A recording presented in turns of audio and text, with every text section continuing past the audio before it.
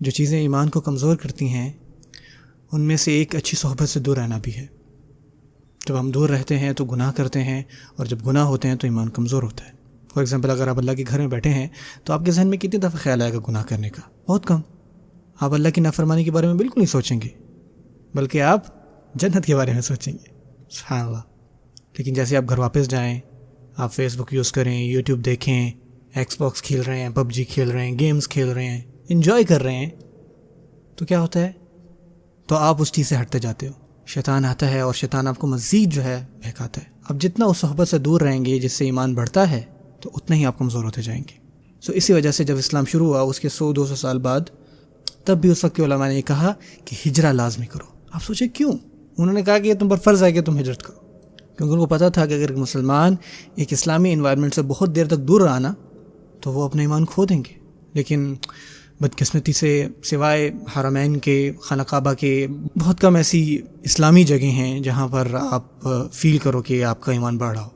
اگر آپ کے پاس ایسی جگہ نہیں ہے جہاں پر آپ ہجرت کر سکیں تو آپ خود سے جہاں پر ہوتے ہو وہاں پر ایسا انوائرمنٹ بناتے ہو. اگر ایسی جگہ نہیں جہاں آپ ہجرت کر سکیں، یا آپ کو کہ یہ کہ یار بھائی جان بات سنیں، آپ کو جو ہے جو اسلامی علاقے ہیں نا وہاں پر آنا چاہیے، تو اگلا یہ کہ بھائی جان بتائیں کہاں پر ایسا ہے. اگر ایسا نہیں ہے، یا اگر آپ کو ایک خلا نظر آ رہی ہے، تو آپ کو چاہیے کہ آپ خود سے پہل کریں اور اس طرح کا ماحول بنائیں. اور یہی چیز ہمارے نبی صلی اللہ علیہ وسلم کی جب وہ مدینہ گئے. لیکن اب ہمیں کیا کرنا چاہیے؟ ہمیں اپنے گھروں میں بھی ایسا ماحول بنانا چاہیے. اللہ کہ اگر آپ کے گھر میں کم از کم دن میں ایک دفعہ کوئی علم کا حلقہ نہیں ہو رہا تو آپ کا گھر مردہ ہے. اگر آپ دن میں ایک دفعہ کم از کم رات کو یا صبح سویرے جب اپنے بچوں کے ساتھ، بیوی کے ساتھ بیٹھیں، جس میں آپ کچھ آیتیں قرآن کی پڑھیں یا کچھ احادیثیں پڑھیں، جس میں آپ ایک دوسرے کو اللہ کی یاد دلائیں، تقوی کی تلقین کریں. اگر خاوند کہاں پر جا رہا ہے اور اس کی بیوی اس کو تقوی کے بارے میں نہیں یاد دلا رہی تو کیا فائدہ؟ یہ ایسا ہی ہے کہ بس قبر کھودیں اور اس گھر کو وہیں پہ دفنا دیں. اور اس چیز کو لازمی بنائیں کہ کم از کم اپنے گھروں کے ماحول کو ایسا بنائیں جہاں پہ اللہ تعالیٰ کی یاد ہو. آپ نے سبحان اللہ وہ حدیث بھی سنی ہوگی آپ صلی اللہ علیہ وسلم کی. آپ نے فرمایا کہ اللہ تعالیٰ اس عورت پہ رحم فرمائے جو رات کو نماز کے لیے اٹھتی ہے اور وہ اپنے خاوند کو بھی اٹھاتی ہے، اور اگر وہ نہیں اٹھتا تو کیا کرتی ہے؟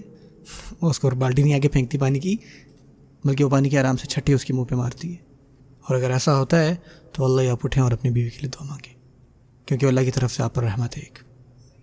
اور یہ اس کا دوسرا رخ بھی ہے کہ اگر آدمی اٹھتا ہے نماز کے لیے اور اگر وہ نہیں اٹھتی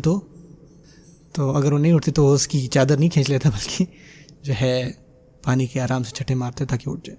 اس طرح جو ہے وہ ایک گھریلو ماحول ہونا چاہیے، اور ہمیں یہ خود کے لیے اور اپنی اولاد کے لیے کرنا ہے.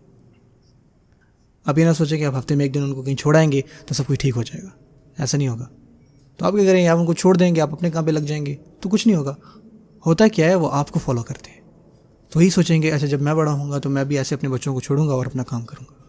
نہیں، ہم نے یہ چیز اپنے بچوں کے دل میں ڈالی، کیونکہ بچے جو ہے وہ وہی کرتے ہیں جو وہ دیکھتے ہیں، خاص کر اپنے بڑوں کو. اور یہ فطرتی ہے، آپ جو بھی کریں گے وہ فوراً سے اس کو کاپی کر لیں گے.